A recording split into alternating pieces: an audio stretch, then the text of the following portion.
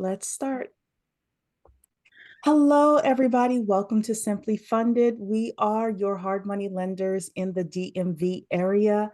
And this is our session where we interview successful rehabbers in the local area.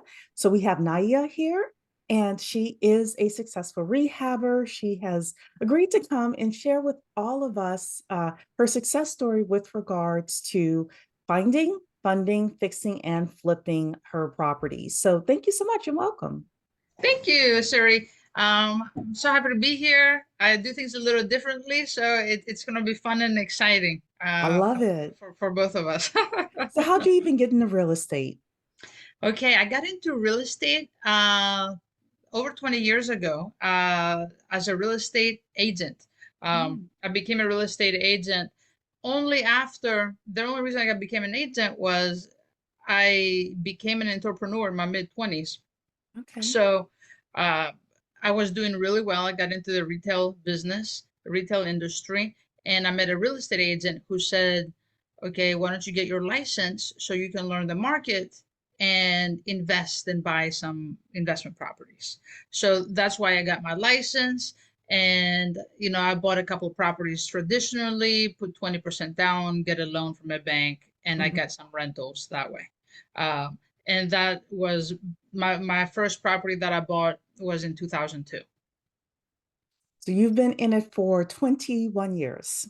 Yeah, yeah. Yeah. Well, obviously you love it. I hope so. Oh, I love it. Yes, yeah, absolutely. And it's even more fun now than it was back then. Why? Why do you say that? Because we all know what we know what we know until we learn something new, right? Hmm. And back then I knew that okay, traditionally, I have to have a ton of money to get into real estate. I have to, especially on the investment side, I have to Hmm. put 20% down to get a loan. Okay, I didn't know about hard money lenders or private lenders at the time. So in 2010, when the market crashed, okay, I experienced, ups and downs. And I met my first mentor who was a rehabber, and I started rehabbing houses 2010, 2011, and I started using hard money lenders. There are Hmm. pros and cons with that too. Uh, being using hard money lenders, it's a risk. I know a lot of investors who don't do their numbers right, and Hmm. they had to file bankruptcy because the rehab went south. Okay. Hmm. Then the hard money lender was after them and they had to file bankruptcy.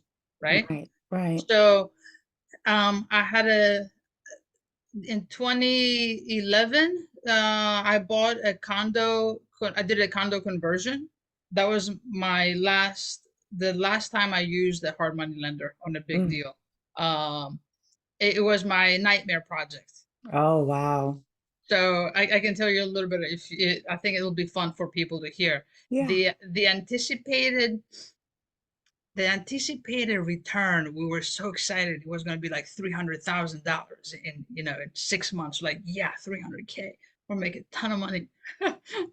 What it turned out to be was an 18-month project. Okay. Okay. 18-month project, and I ended up making $2,000 and thanking my lucky stars that, oh my God, I didn't lose money on this deal. Okay. Wow. Um, so Did you do a condo conversion of the whole property? Like we did, yeah, how but many units was it? we had so many issues than you could imagine. We had issues with contractors. Okay. We had issues with permits. We had issues with DC because it was in DC. We did it in Hmm. DC. We had issues with attorneys, with the condo docs. We were moving things around left and right. I remember I lived, I live in Gainesville. I would drive sometimes 2.5 hours to Hmm. go into DC, okay, in traffic, and then half hours to come back. When you have little kids and you need to be home at a certain time, your day is gone. Yes. Okay. And I would go to check on the contractors and no one would be there. So like any issue, like yeah, we had anything that could go wrong did go Went wrong. wrong. And it Yeah. took 3 times the amount of time. And the only one who got paid this whole time was the hard money lenders and the private lenders that we had in place. Hmm. Okay. So after that, I was thinking, my God, there has to be a better way. There has to be a better way. And have you ever heard the phrase, when the student is ready, the teacher appears? Yes, absolutely. Bam. That's what happened. And I met my next mentor. My next mentor, his name was Marco Rubel, and he was teaching creative ways of structuring real estate. Mhm, And I was like, oh, this is pretty interesting. I felt like I won the lottery, to be honest with you. I was like, I could buy a house or I could buy a property by taking over someone's loan, mhm. subject to an Subject existing to, loan. yeah. Yeah, subject to.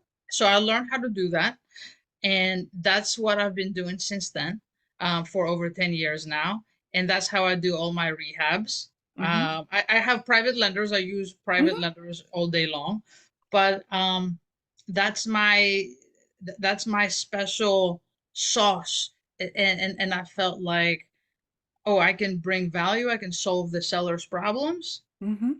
and create wealth too. So in 2015, I became a national coach. My mentor brought me on board. So I started teaching other investors all over the country how to do this too.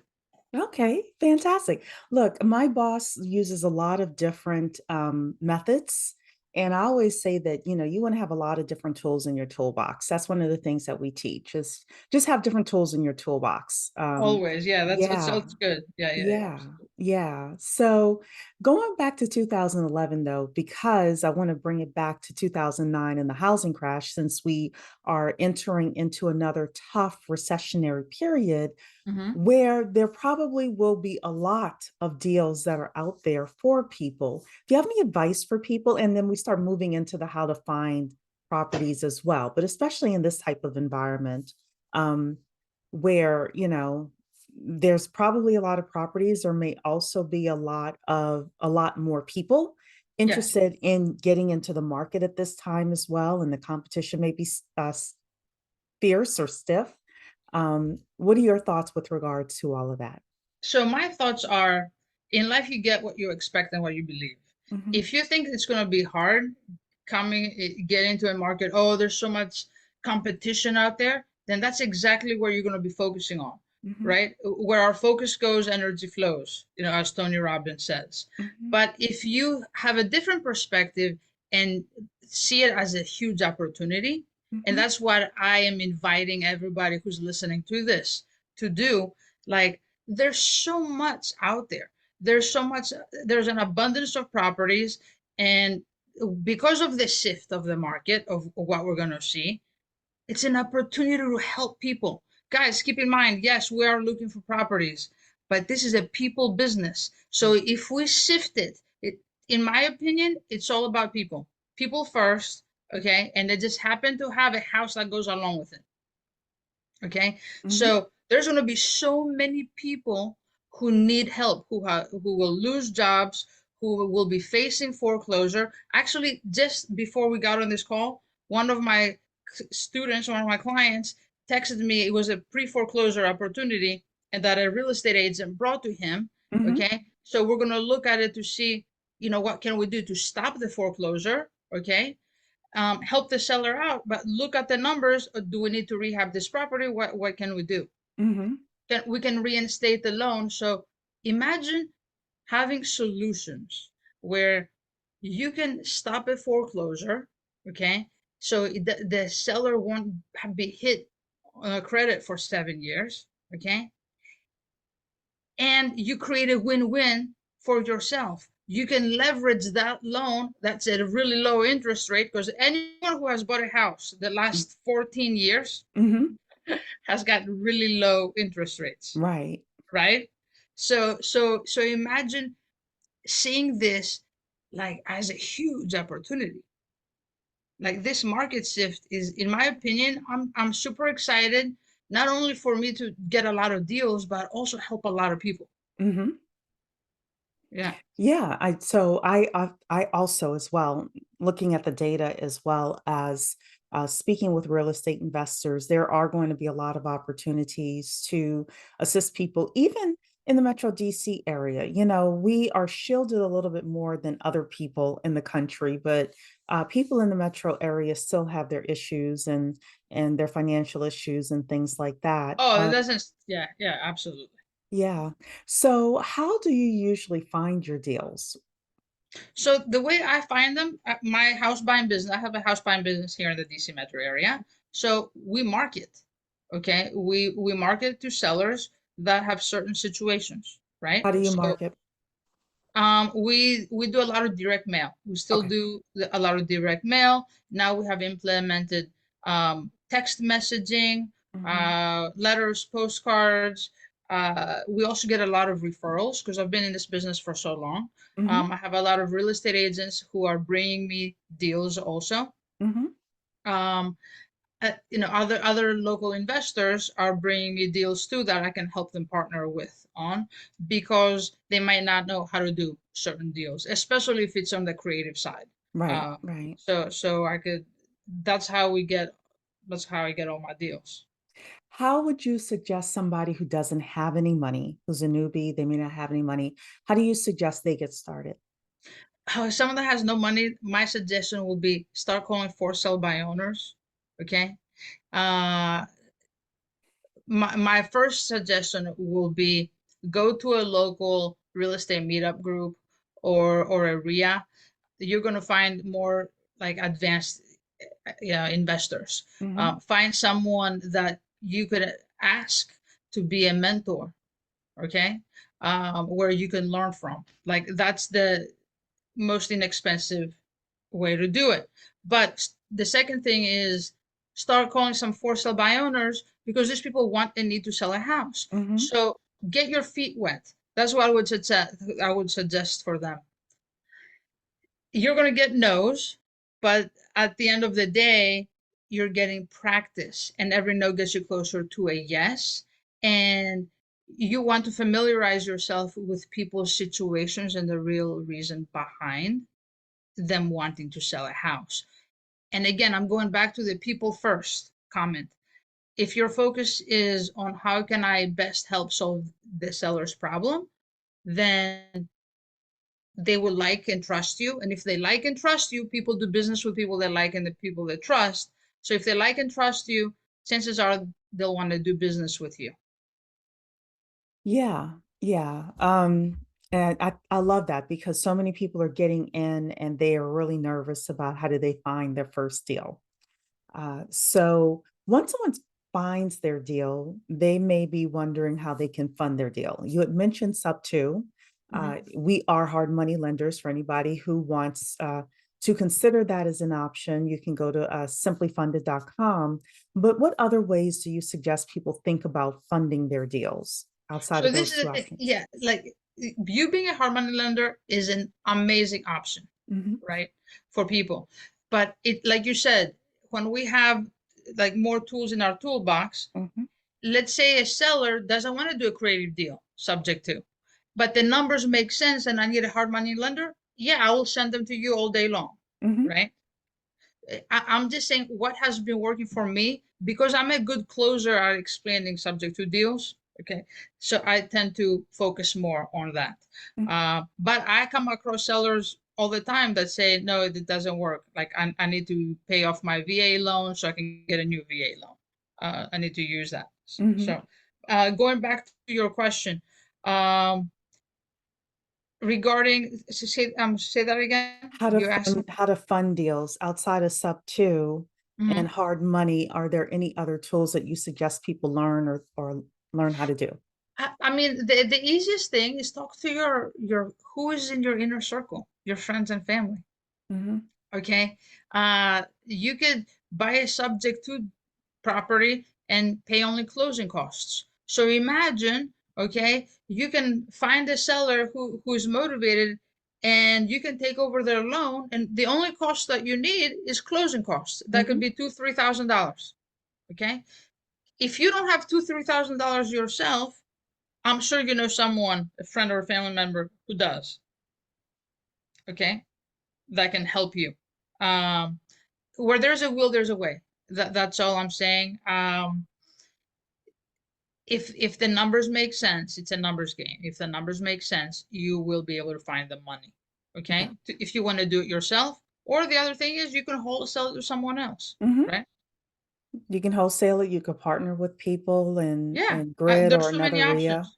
Yeah. Yeah. There's so many options. Yeah. So, okay, let's talk about fixing because that's where a lot of people lose all of their money is Yes. in the fixing part. Talk to us a little bit about how do you even approach your budget for rehabbing a property? How do you know how much it's going to cost?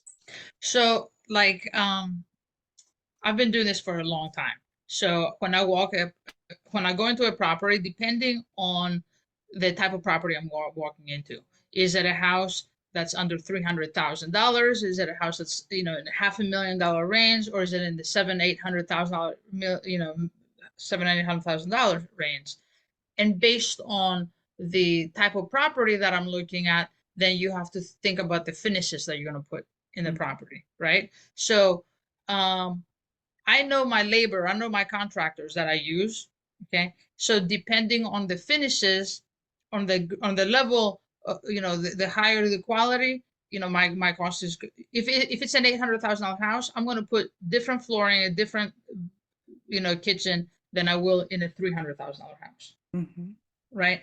So for me, it's easier because I walk in and I can take notes and I can say, oh, a kitchen is going to cost me 15K. Okay, Mhm. a bathroom is going to cost me $7,000 or $5,000 or $12,000. I can estimate based on the size. Mhm. So I would suggest to someone who's a new investor, okay, and they're just starting out, um, use the tools that you have. For example, do a Google search or even Home Depot, like estimators. Okay, Mhm. you can search what is an average bathroom in Northern Virginia if you're in this area, or talk to two or three contractors and get the pricing that they charge, especially if you're anticipating on using one of them.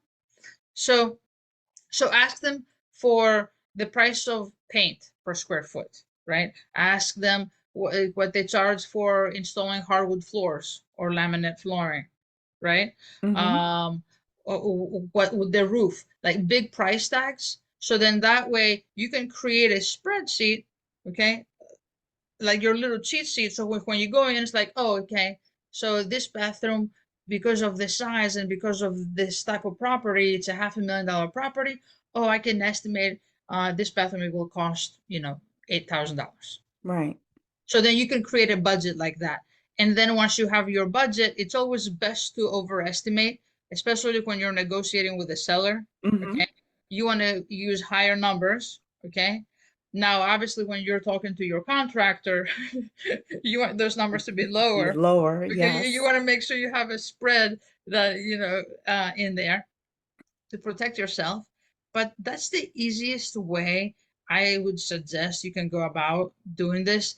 Either do research online and create like an estimate for kitchen, bath, flooring, Mhm. HVACs, or find a local, you know, one or two contractors and get their pricing. Right. Uh, that's Well, I can fairly let easy. yeah, Yeah. I can let all the newbies know that if you come to us for funding, we're going to ask you for a construction scope of services for us to verify the construction costs. And then our underwriters are also construction estimators, so they go out and they check the numbers. So that's one great thing about using a hard money lender because we don't want to lose money and we don't want to foreclose on you. So if you're not really sure how much you should be charging, leveraging us as well, could Yeah. be a So great that's way great. to do it. Hmm. Yeah, but Yeah. if someone, let's say they want to buy this property and they want to keep it for themselves, Hmm. if they're not planning on flipping it, or if it's only minor repairs, right? Or if they can get it creatively subject to, if it's Hmm. not a big rehab, something like that. So a property won't meet your criteria as a hard Hmm. money lender, right? Hmm. So if it doesn't meet your criteria, I'm giving them those options to keep in mind what the costs would be. Because if they don't go your route, because obviously you have all your checks and balances, which is great. That's why you're in business and you're not out of business, Right. right? So if someone comes your route, you'll make sure you check all those boxes, Hmm. right? And you have your underwriter go in and check everything. You train them. But for people who are not going that route, or who their exit, it looks a little different based on the exit strategy, there are other ways to figure it out on their own. Right, right. So how do you find contractors, especially reliable ones? Okay, like that has been interesting. I have been so lucky. My best contractor, like he could do anything. Like Freddie has been working for me for like 13 years. Hmm. Now I use a lot of subcontractors. Okay. And I've used, I've tried a bunch of different people. Um, and it comes down to how good of a job can they do. Is the turnaround going to be on time? The pricing, there's a lot of factors, and responsiveness is very big too. Like, Hmm. and you might learn by trial and error. Yes, you could get references, but it's different. The best way to find contractors, I would suggest, is go to like groups like Grid. Okay, Hmm. that's where I found some of my first contractors. Um, Go to real estate meetups, talk to other investors, ask them who they use. Hmm. Okay, um, and ask them who not to use. Yeah, I think that's even more important. That's the That's more best important. question. That's Yes. more important. So when you're talking to other investors that have experience, say, yeah, who's a good contractor? Yeah, get their names. But even more important is like, oh, who should I watch out for? Hmm. I like Okay. that question Yeah. very much.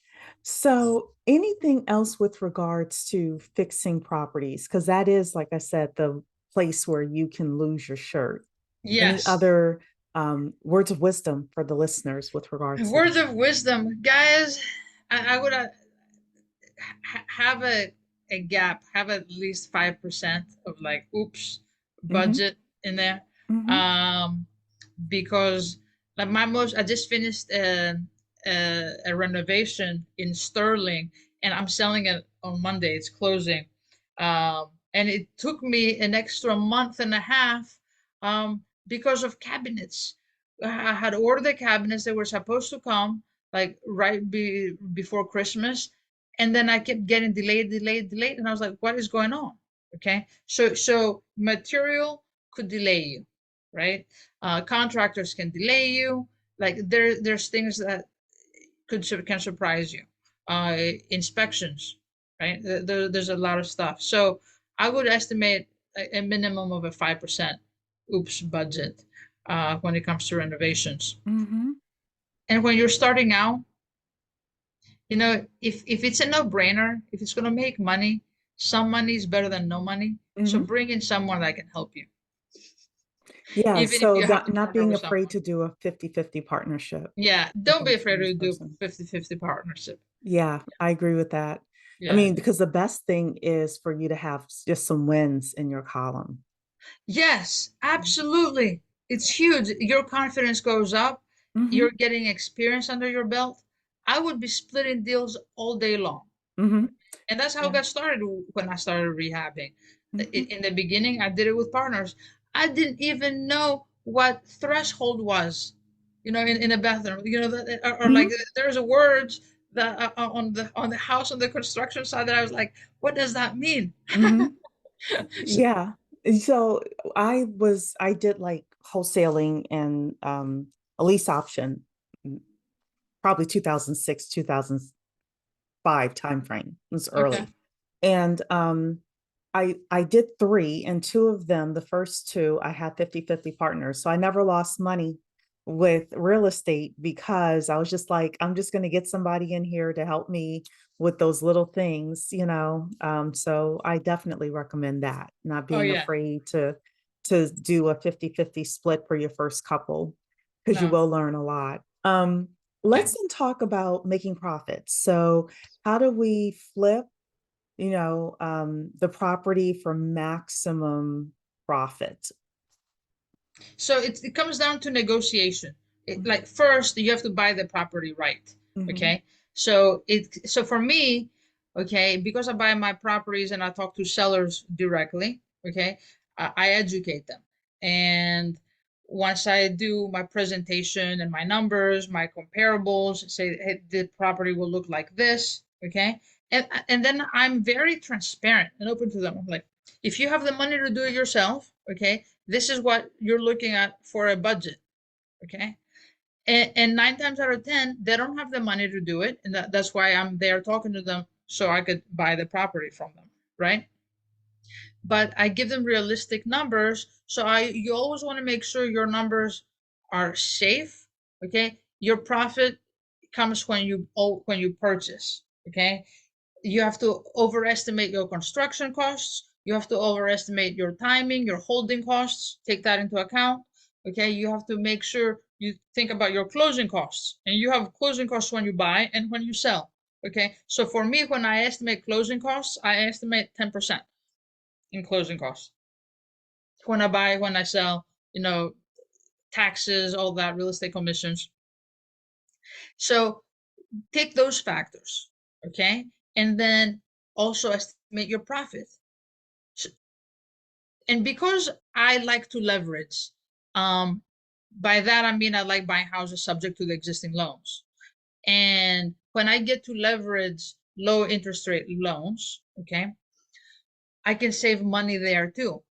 And my exit is not always flipping in less than 12 months. A lot of rehabbers that I know you talk to probably, flip a house in 90 days, 120 days. Yes, I've done that too, but I prefer to do that when I buy a house and I flip it in my self-directed IRA so I don't get hit with ordinary taxes. Okay.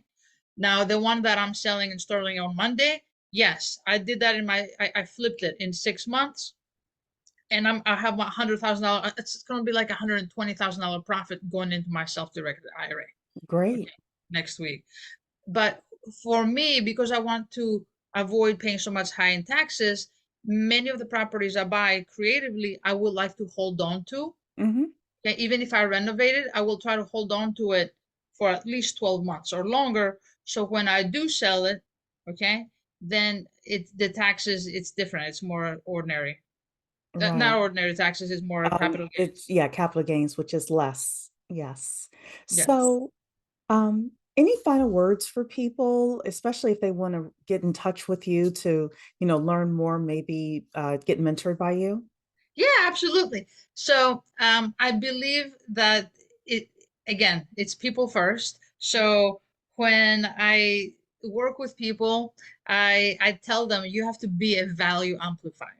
Okay, the intention is always to be someone of value to everyone you talk to, right? Hmm. So if you go to valueamplifier.us, valueamplifier.us, so you can find information about my method of how I do real estate, or if you go to Nayia, Nayia .us, there's information there too. Um, I'm local, I'm real, like I'm doing this business and I love helping, investors. I have met so many amazing people through Grid. Grid has helped me tremendously when I was first starting out rehabbing back in 2000. Like I know Rob and Mark for, yeah, 12, 13 years. Yeah. Uh, so these are great communities to be part of. And it's one big happy family. I would say. Um, and it's also, it seems big, but it's also small. If Hmm. someone does something wrong, other people will find out. Hmm. So if your intention, because sometimes people come in this game, they're thinking, "Oh, how can I take advantage of someone?" If somebody has that type of intention, bam, they'll be out of the business Yeah. real fast. Yeah. If your intention is to build relationships, as it should be, to help people, to work, to collaborate, then this is a great opportunity. It is. This time is amazing, and you could do so well, and create wealth for yourself and your family. Yeah. Yeah, I absolutely agree. So, well, thank you so much for being with us today. Thank you. Ladies and gentlemen, I hope you heard something or learned something that can really help you in your rehabbing journey. So, with that, thank you so much for being here, Thank you Naya. for having me. And thank you, everybody. Again, simplyfunded.com if you need us for hard money or just in general, resources. We want to make sure that we are resourced to all of you. Okay. Bye, Thank everybody. you. Bye bye.